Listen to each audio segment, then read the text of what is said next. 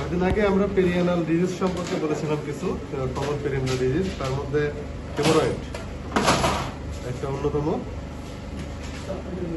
আমরা কমনলি যেটা করে থাকি স্ট্যাপল হেমাটোপেক্সি। হ্যাঁ, এখন আমরা সেটাই করবো। আর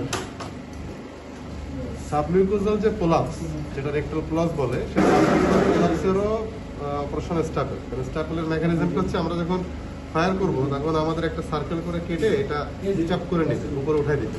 এই জন্য আমাদের প্রলাপসটাও মিনিমাইজ হয়। তো আমাদের ইউজুয়ালি 3rd ডিগ্রি, লেট 2nd ডিগ্রি, 3rd ডিগ্রি। হ্যাঁ, দাও দাও। আমাদের ইয়েটা কই, চাপটা কই। তা আমরা এখন ঠিক আছে, স্ট্যাপল হেমাটোপেক্সি শুরু করবো। এই যে মেশিন দিয়ে, মেশিনটা একটু দেখা দাও। আচ্ছা স্যার, সুতা কিন্তু দুটো। হ্যাঁ, দুটাই লাগবে। আচ্ছা, দুটোই খুলে দিলাম। এটা হচ্ছে মেশিন। হ্যাঁ, ঠিক আছে, ওকে। আচ্ছা, দেখি ইয়ে করি।